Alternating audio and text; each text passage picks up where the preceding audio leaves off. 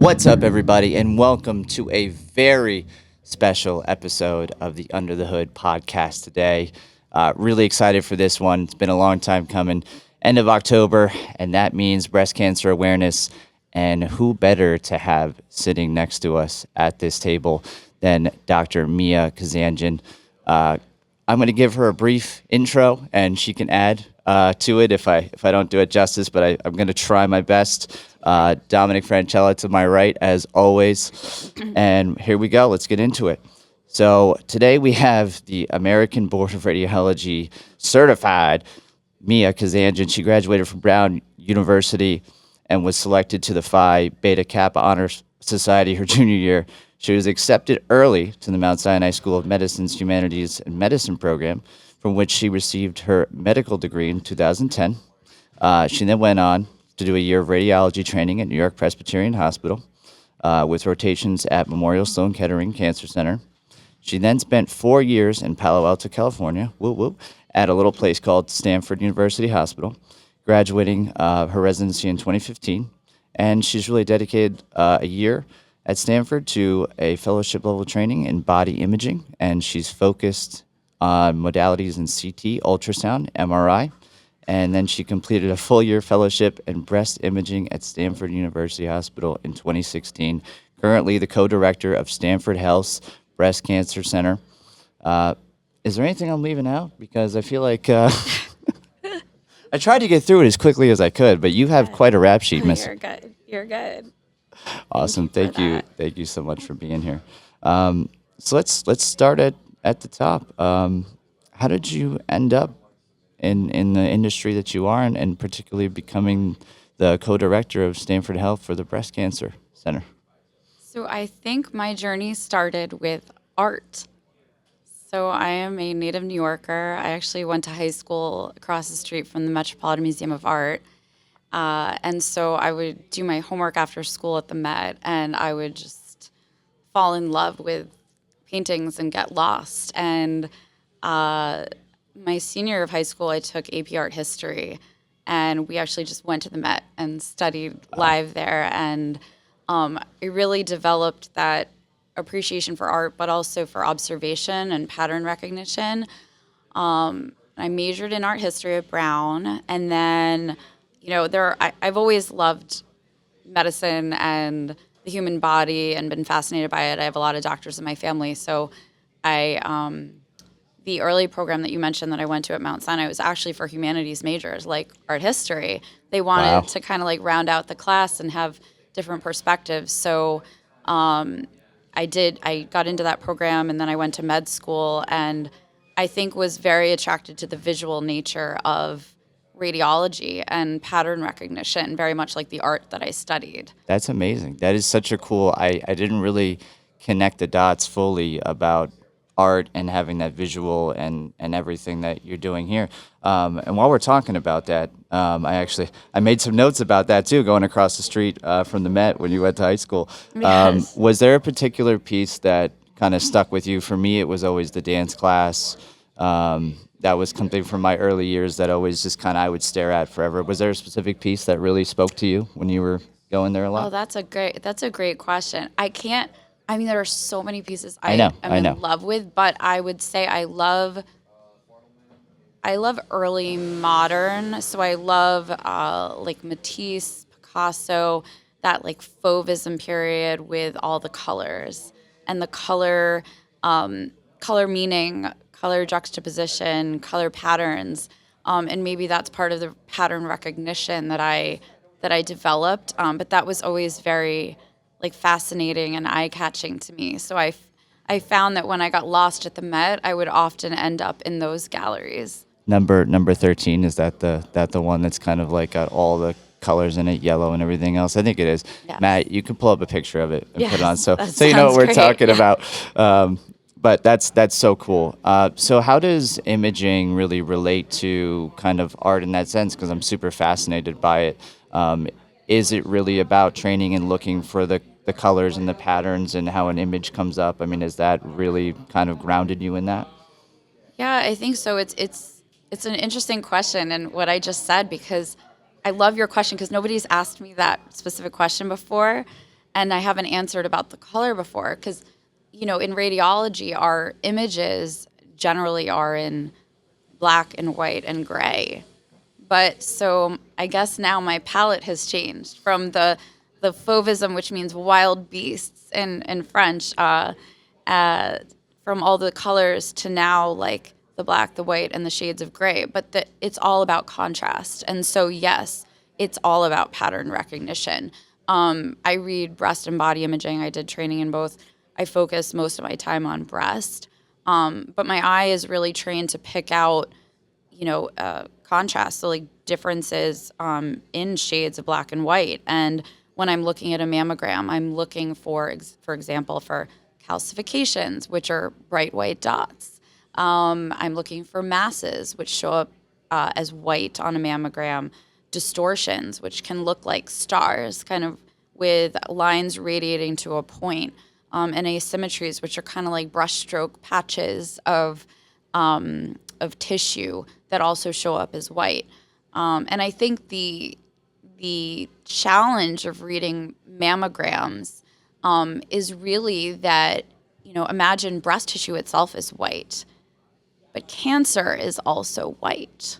So I'm looking for. Of course. Yes, of course. Why Of would course. it be? Why would it be anything else? Yes.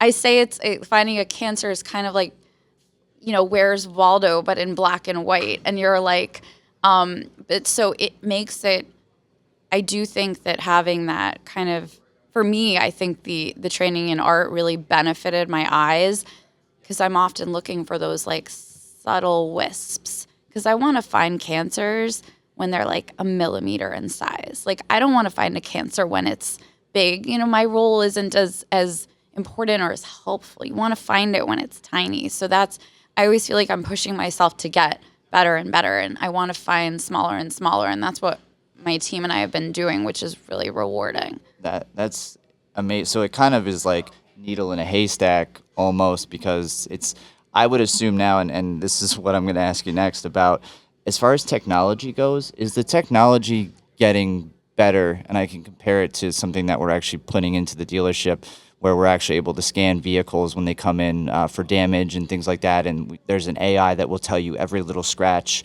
every little nick. Is there anything in your field that is going to assist you in detecting these things or at least point you in the right direction? Yeah. So great question. So the technology is always improving. That's something I love about radiology is it is very technology based. And I'm always like, as director of women's imaging, I'm always seeking out and looking to get like the best and the greatest. And we have like the best technology, which is awesome. And the updates keep on improving. But to answer your question, and I love hearing that, and I want to hear more about that after we're done with this podcast with the I'm cars. going to have him tell that's you. really cool. But so yes, so AI, we are investing in AI technologies to help in cancer detection, but really to improve efficiency. So there are AI algorithms that can also look at images. So specifically in breast imaging, that would be to essentially like double read a mammogram. And so there are studies that have been done that showed improved cancer. So these were actually done in Europe where mammograms are double read by two radiologists in general. That's not a thing here and would not be a thing here. But the studies actually showed that versus the two radiologists, the radiologist plus the AI ended up having a 20% higher cancer detection and much improved efficiency. Now, there are various caveats and things to look at in that, but I think like we are investing in that, and I'm looking forward to that. I would say in looking at our team, like I'm really proud of my team. We have a high cancer detection. I'm not sure that adding the AI is going to increase it 20%. It may increase it marginally just because we do have high cancer detection, but I think the improved efficiency would help and could potentially help get more patients, like improve throughput.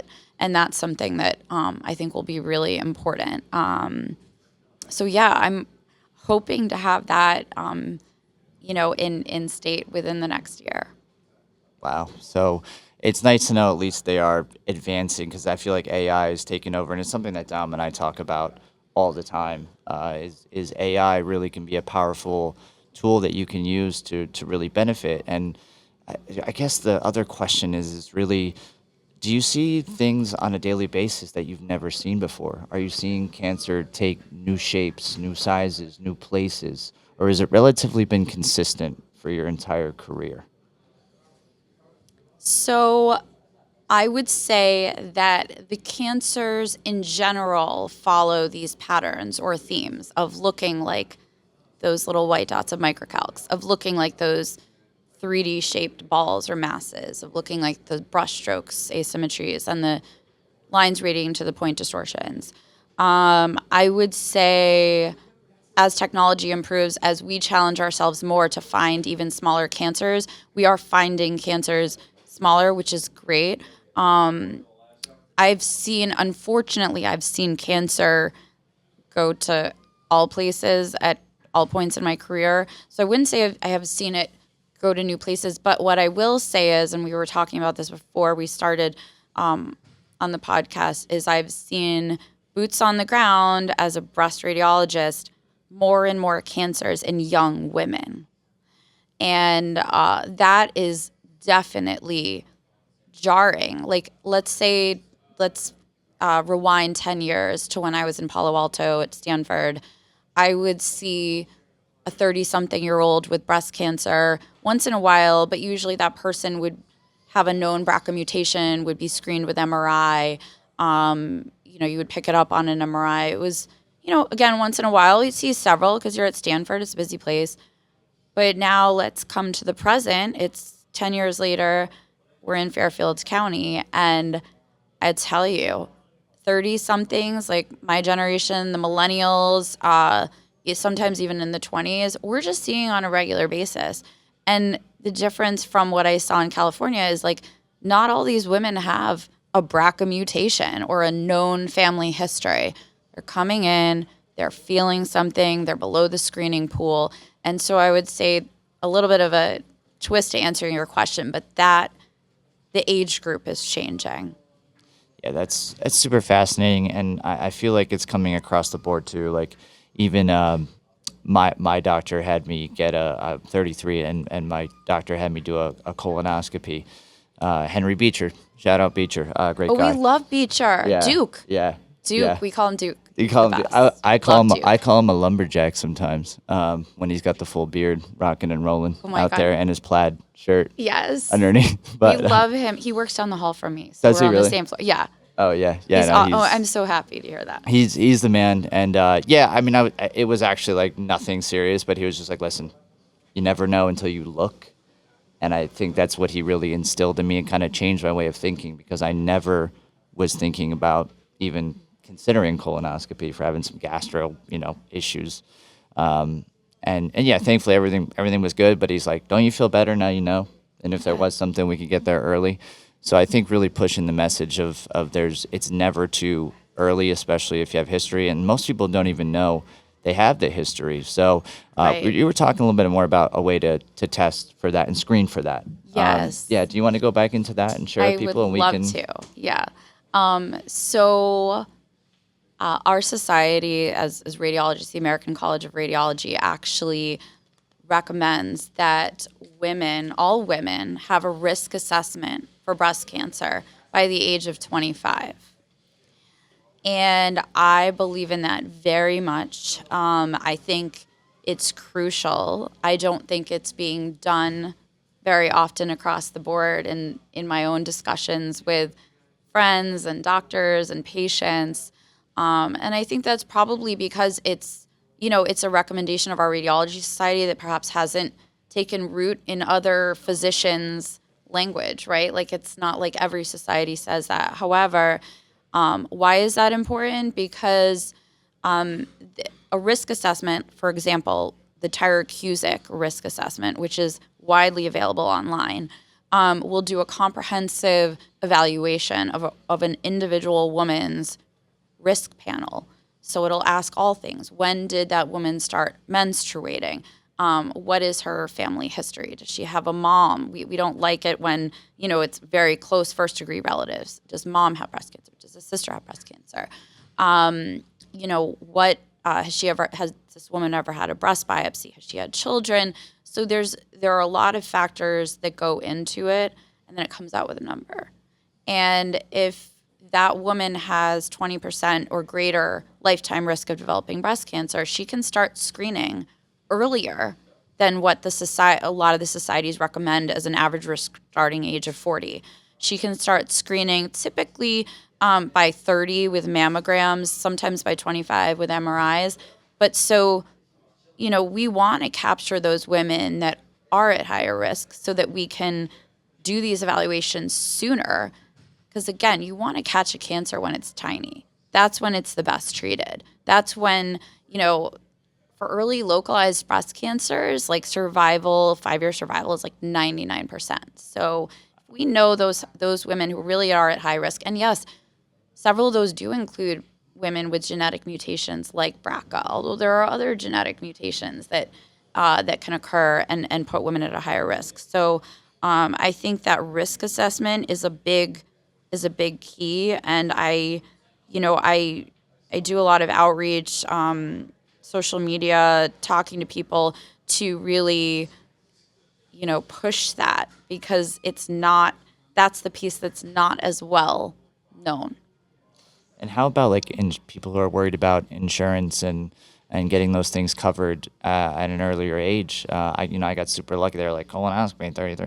But how's the insurance game shaping up these days for this sort of treatment and this sort of screenings? Yeah, so that's a really good question, and in general across the board, like if a woman is at high risk, major insurance companies should be covering that earlier screening.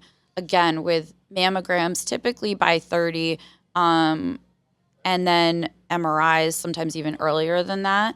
I think the real key point is like, that there's that 20% or greater lifetime risk, and or there's a very strong family history. But I haven't seen, with our patients, like I haven't seen any major pushback to that. So, I think it's important that, all this stuff gets kind of checked through insurance before it gets done and like pre-authed and approved. But like in general, I think the major companies have been good about providing that coverage, knowing that it's for high risk.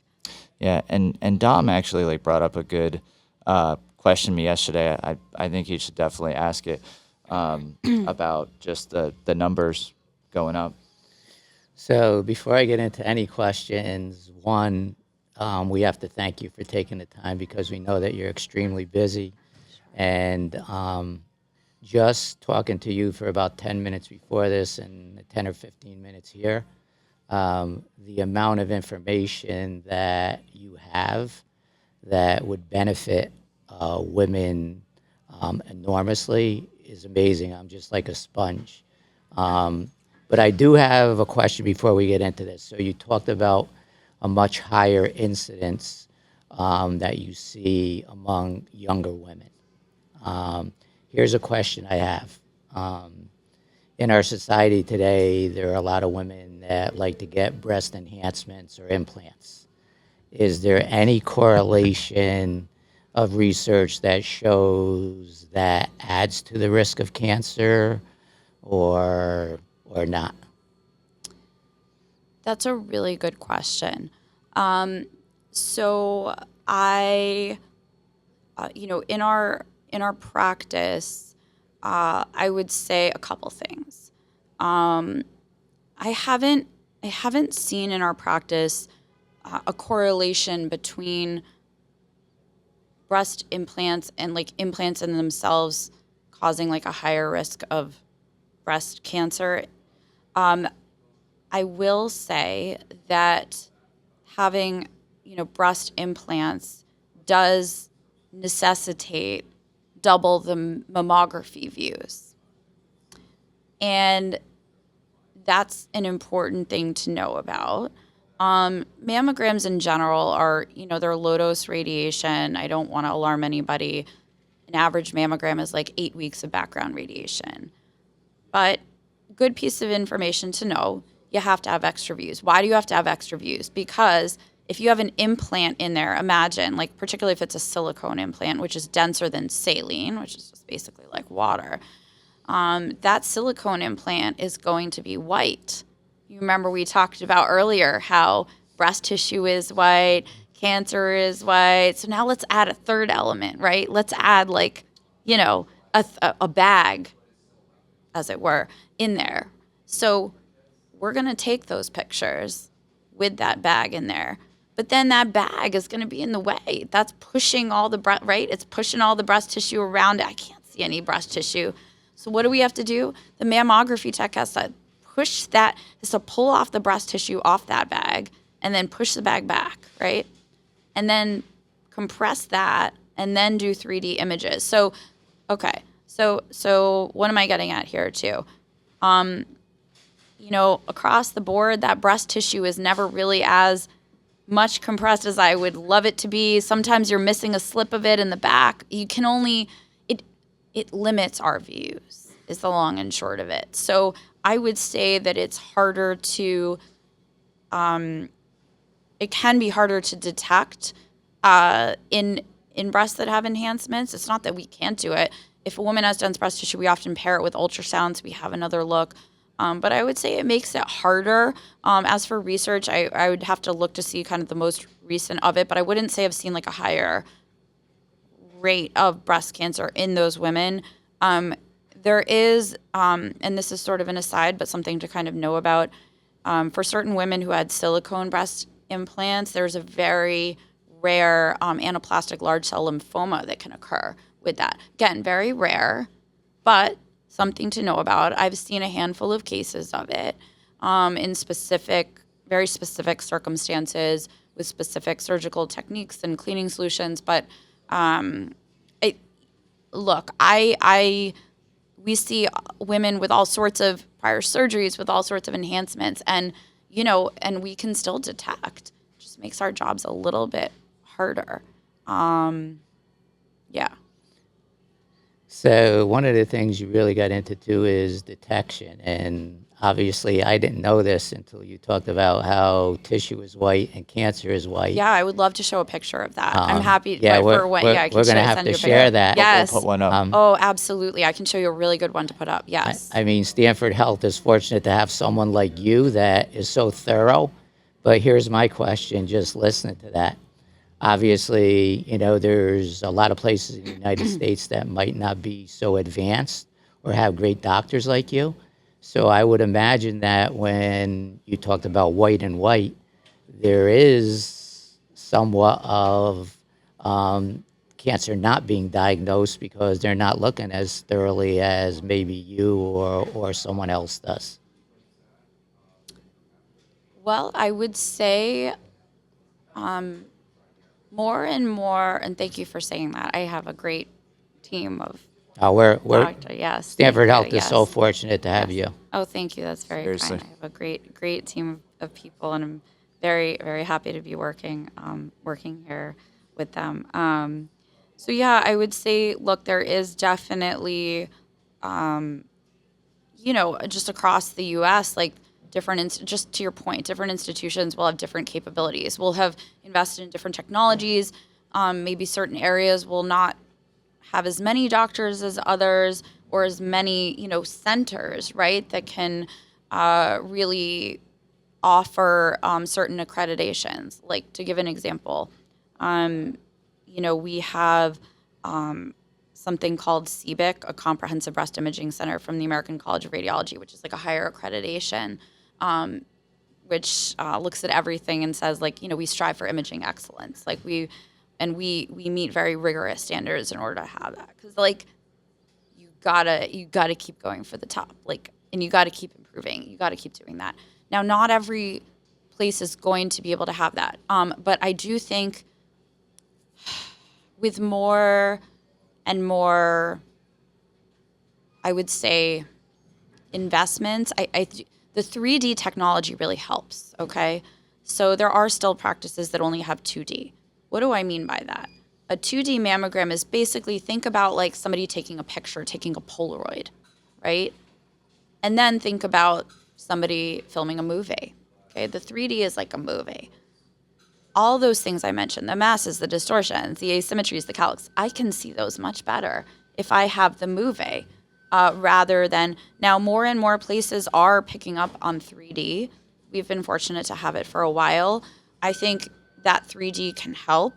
I think, for people who are in areas that may not be as populated or have bigger centers nearby, having board certified radiologists who, are well trained is important. Talking to your primary care doctor about who they trust and what imaging centers are the best. There are, if you go online to the American College of Radiology, there's a nice tool that'll tell you which centers have the CBIC accreditation. I always like to tell that because I have people call me, friends or family in different parts of the country, and they're like, Mia, where do you think I should go? And first thing I do is I'm like, I look in my, all my contacts, and I'm like, I know so-and-so here, so-and-so here. But sometimes it's in areas that I'm not. And then I say, like, listen, why don't you go on, to the ACR website? I would like you to go to this center. This has this accreditation. Like, it's just, so I would encourage that as well. All right, so I'm gonna give you one more. Okay. Before I get, Listen, I before, think I'm ready for it. I like the challenge. You're doing an amazing job. So is there a metric that you and doctors use for women? You get a mammogram, but sometimes breast tissue is very dense. And in addition to the mammogram, it's suggested to get an ultrasound. Yes. So is there a metric you use, or how's that determined that they should get an ultrasound and not just a mammogram? It's a great question. So we're going to talk about density. And in the picture that I'll show you afterward to post with this. Yeah, we'll throw it up. Yes. So we grade every mammogram with a density. Okay. There are 4 densities. Okay. There's fatty, scattered, and both of those are considered not dense, heterogeneously dense, and extremely dense, and both of those are considered dense. Okay. So in the middle of that 4, that's the dividing line for what's not dense versus what's dense. Okay. We have software that does a calculation and throws up a score on each mammogram. And it'll say, is it fatty, scattered, heterogeneously dense, or extremely dense?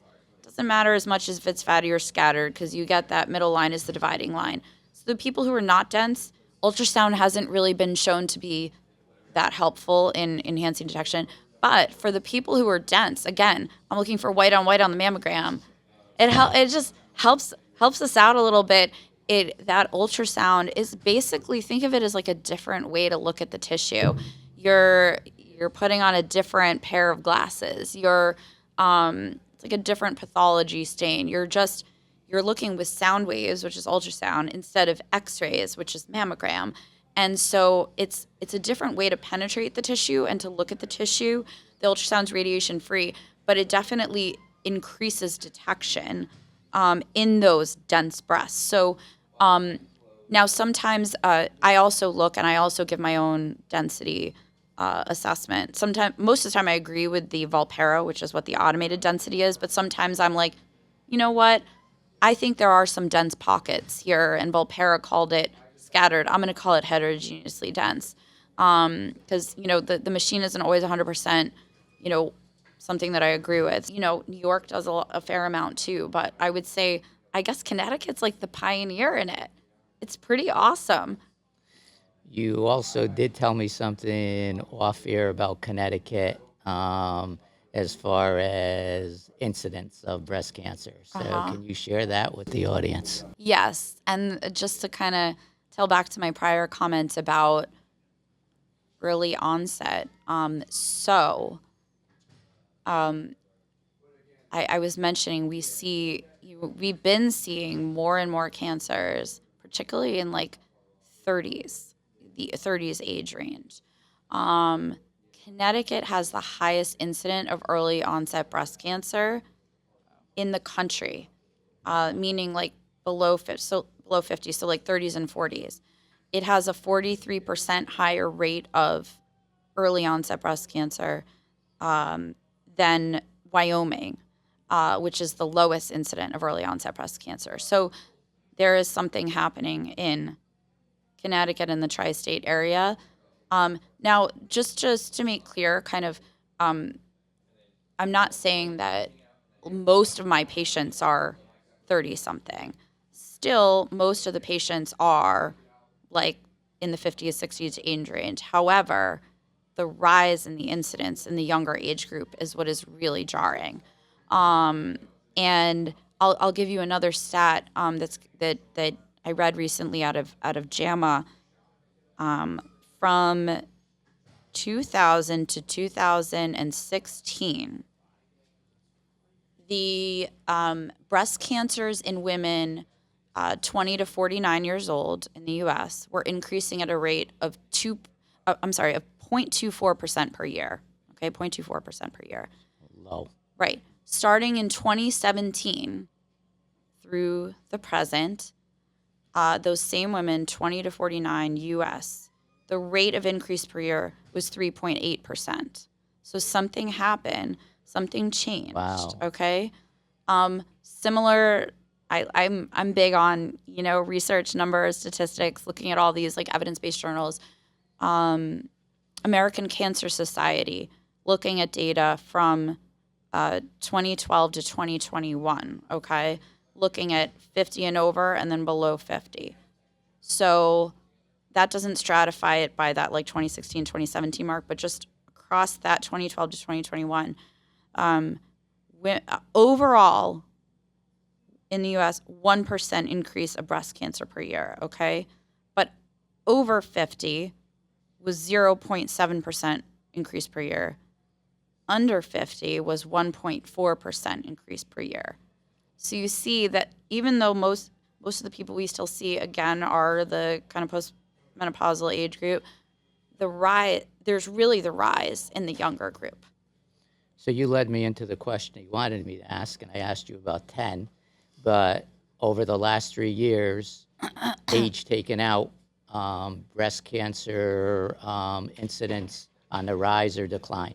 Rise. What percent? So the most recent data from like American Cancer Society that I've seen is like through 2021. But it's been, again, like overall 1% per year, but then that stratification of over 50 is 0.7% per year, and then under 50 is 1.4% per year. Any idea why? Is there any rhyme to the reason? Do you mean about the young in particular? Yeah, absolutely. Yeah, Like what are they putting in the water? Yes. Or the wine? Or the wine? So you guys have hit on a couple of the points. In general, so let's talk across the board first, and then I want to talk about this area, okay? Because I do think that there's some kind of important differences. So in general, being overweight or obese does increase the risk of breast cancer. Okay, so like as we've seen over several years, in general, the U.S. population, there have been higher rates of being overweight or obese. About 70% of the adult population is overweight. And so why does that matter? Because, fat cells in the body can increase the amount of estrogen, which can promote and fuel breast cancers to develop. So that's an important risk factor. Not as much so in Connecticut. Our obesity rates are like lower in general than the rest of the country. Okay, so that's not necessarily here. Smoking, that's definitely a risk factor. A lot of people don't necessarily think about it, but like they're like, oh well, smoking increases the risk of lung cancer. Yes, but all these 69 or so carcinogens in it, you inhale it and it passes in the lungs and the alveoli right into the bloodstream, goes all over the body. So many cancers. Alcohol use, and Dominic, you touched right on it. Okay, so that's definitely fuel.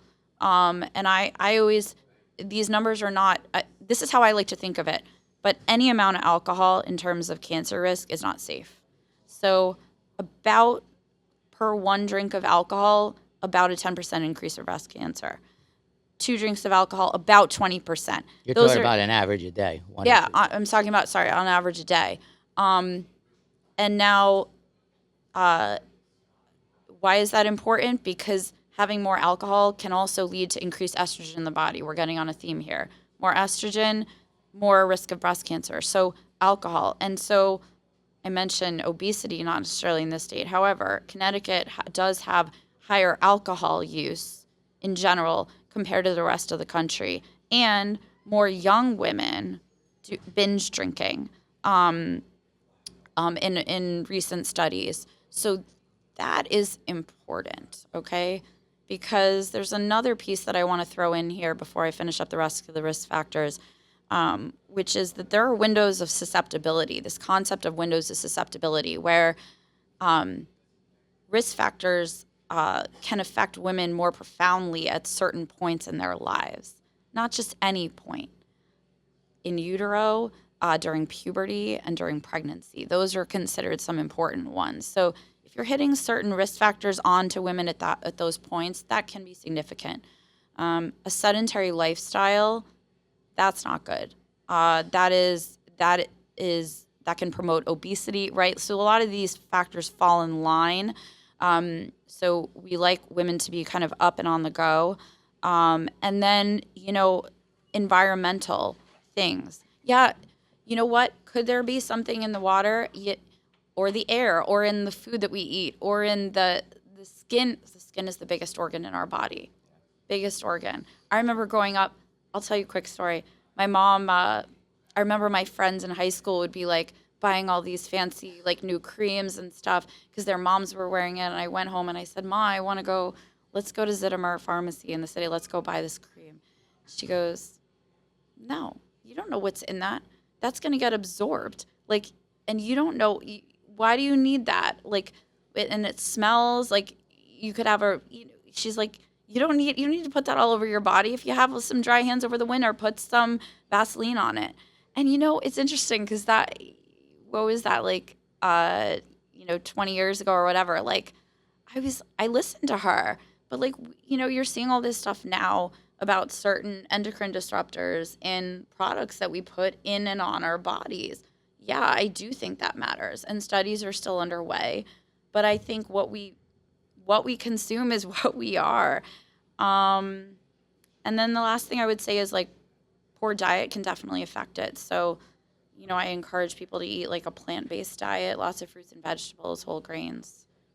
Yeah. So one of the things you talked about was obviously, smoking, okay, lung cancer, but it's being absorbed into the bloodstream. Yeah. So probably statistics would show that smoking cigarettes has declined over a number of years. Mm-hmm. But what's replaced that is the legalization of weed and vaping. So I would imagine that both those things act just like smoking a cigarette into your body. It's nicotine, absolutely. Yeah, and exactly. And oftentimes, I'm so glad you brought that up because you're right, smoking has declined. And actually, Connecticut has lower smoking rates in general than the rest of the U.S. as a whole. You're talking about cigarettes. Yeah, cigarettes. Cigarettes. I would say that it probably has Yeah. No, but I was going to say, because we were talking about risk factors before and kind of with this area. Listen, I am against, regardless of what's legal or not legal, like as a doctor, like and seeing this, like reading all these scans, knowing what causes what, I am against any form of smoking. Because even if something says, oh, this has got this thing in it, listen, people get this stuff. I don't know what's in it. You're like inhaling potential toxins, carcinogens. And again, this misconception that it's like, oh, well, it just goes into your lungs. No, what you breathe goes into the rest of your body. Like that, that air blood transition there is just, it's instantaneous. And that over time is, it's just, I think of it like anything that you're inhaling. Like if you look at a lot of, certain industries where workers are exposed to certain things and inhaling. Like if you're vaping and you're doing all this, you don't know what you're putting in your body. Like I wouldn't touch it with a 10-foot pole. It's consumed a lot of young people today, and even my mom, who was working in the Darien public school system for a while. It used to be you find kids smoking cigarettes in the bathroom. Now it's all vaping. It's all vaping from a young age, and even middle schoolers, they're able to get their hands on it now. It's become like it's going out of fashion. And you think about even here, even at a dealership, and working around cars and emissions, and we have so many more cars on the road today than we did, and all these factors that play in. But what I wanted to ask you really was, my girlfriend's plant-based, and I've been trying really, really hard, but I'm getting there. But have you seen an increased rate or less risk with people that are plant-based doing their diets that way than non? Yeah. Plant-based, yeah. So plant-based, like, again, like fruits, vegetables. I try to go organic. There's like so many definitions of organic. I can't even go there. It's on the box. But I know. But I try to like, go that route whenever possible. Certain foods it matters for more than others. But yeah, research has shown that does make a difference. Lean proteins important because you want to make sure you got your protein. Whole grains, beans, like all that stuff is really important. And then I would say, yeah, research has shown that this plant-based diet helps, but it also, like, the other side of it is like staying away from, a lot of these like UPFs, these like ultra processed foods that have all sorts of additives in them. Heavy meats, like things like that. That's got a lot of like chemical additives, a lot of things that can potentially increase cancer risk, but also increase obesity risk, diabetes risk. And again, a lot of these things as run in themes, right? Like obesity risk can increase cancer risk. So I would say across the board, yes, plant-based, no to all these like packaged foods. Is that like, because Dom was telling me too about like the deli meats, like the cold cuts that are with like the carcinogen. Is that or was it nitrates? Or Yeah, nitrate. Yeah, You keep saying carcinogen. I'm thinking about vaping. Yeah. So that's considered. Yeah, there are like preservatives in that. It's interesting. I was actually like reading about this more recently for an interview, and I think it's kind of helpful. There are apps that can help people evaluate like certain food products in terms of what additives there are, so you can scan them. I think one of them I downloaded recently. Hold on, let me just see what it's called. I actually really liked because I was able to scan the label, and kind of once you get used to it, it's helpful. Yucca was the name of it. Yuka. I liked that. I overuse yucca. Oh, Oh, okay. Okay, good. Okay, good. It's not only good for checking foods. Actually, one of the things you talked about is putting creams on your body. Yeah. It's great. Yeah. You'll be amazed at some of the stuff you're using and what you find out. So. Right. I kind of. Yucca. Yuka. I'm gonna have to check it out. Yeah. I'm glad that you use it. Oh yeah. I think in general, look, if you can eat the food the way that it came to, like, I try to, like, even in preparing stuff, I try to just like minimally, roast something. Like, it's harder when you go to restaurants because you don't know all the stuff that people are putting in it, but like eating the food the way that it came to be as close as possible is really the best bet. You want to kind of like stay away from processing as much as possible. Can't go wrong with a dash of salt and a dash of pepper. Yes, exactly. It tastes good. I'm telling you, my girlfriend that is her initiative right now. It is a straight up war, but I'm stubborn and difficult. So another thing I wanted to touch on, and thank you so much again for taking the time. We've definitely run past our allotment here, but we've just been having Don't apologize to us. Okay. We're gonna apologize to you. No, it's okay. It's okay. I left my morning for you. So. Oh, that's amazing. I just wanted to kind of pick your brain on. I know you've written tons of papers, tons of articles. I've checked out your blog. Um, and something that stands out to me is like Spotlight, like, a millennial doctor takes on millennial cancers and discusses trends in early onset cancers in women under 50, which we have. So Yeah. my question is really, how do you determine what is going to be written up in one of these articles or is not? Like, what's the process of going into like, hey, this needs a paper written on it. What's the criteria? I'm always so curious. That's a good question. Sometimes it's something that like I think just in general, I do a lot of marketing for our practice, and in so doing, I met a lot of doctors, I met a lot of reporters, I met a lot of journalists, and I just I talk to people, I get together with people, I have coffee with people, and talk about ideas and things. And sometimes ideas will come about. If one of my friends who's a journalist has an idea for a paper or a piece, will ask me my opinion on it. But like I was telling you about this before, sometimes like I just in wanting to do more outreach outside of work, I have an idea. Like I was mentioning to you before recently, I have been seeing this increase in cancer in young women. And I know that in New York and Connecticut, there are laws in effect that mandate major insurance companies cover a baseline screening mammogram at 35. Now, guidelines will say 40 and above, but we're seeing so many more in younger women. So I took that knowing that, and a lot of people don't know about that because it's not publicized.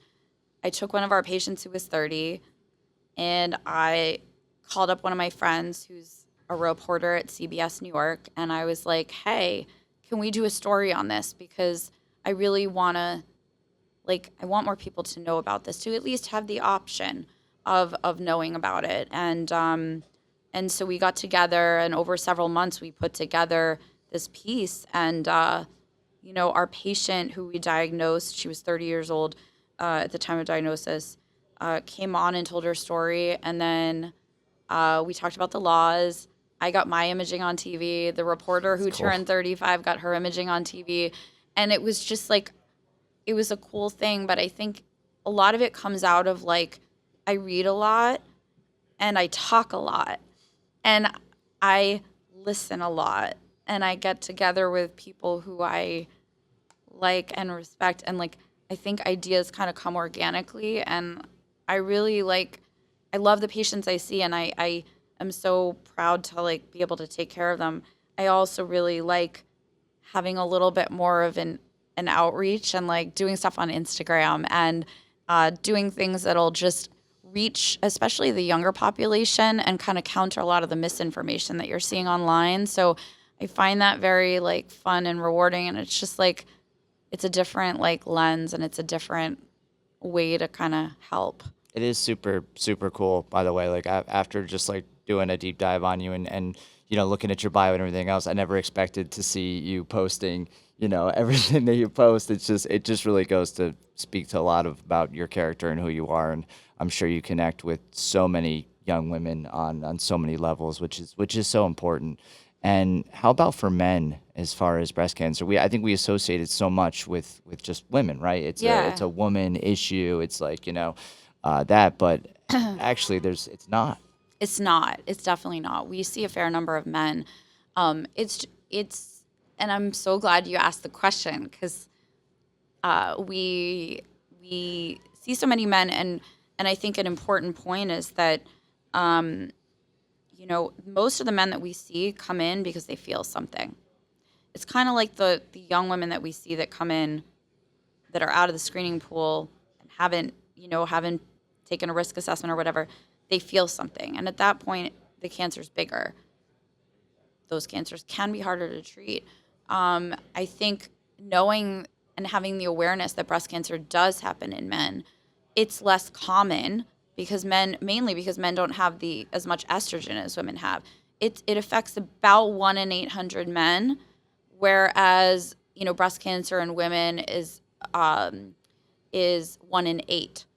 Wow. So it's 100 times more common in women than in men. That being said, we love our men, and we want to keep them safe too. I would say men should also talk among families. There's not as much in terms of awareness and guidelines put out there publicly about it. I think men should know about risk. I think men should take risk assessments.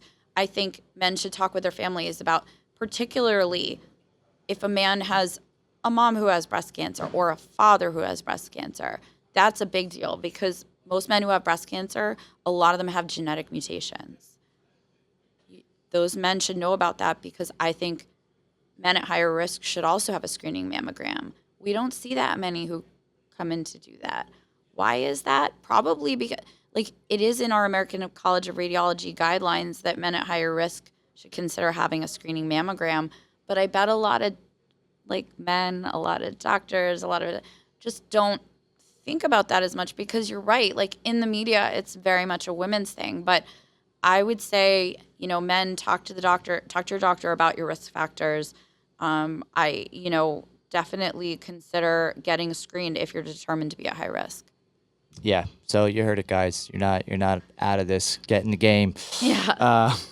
So yeah, we've definitely this has been amazing today. Is there anything else that you'd like to add? Any words of wisdom for maybe someone who is going through this, or maybe is waking up one morning and feeling something that's different, and is concerned? What should the first steps be if you're concerned going through this?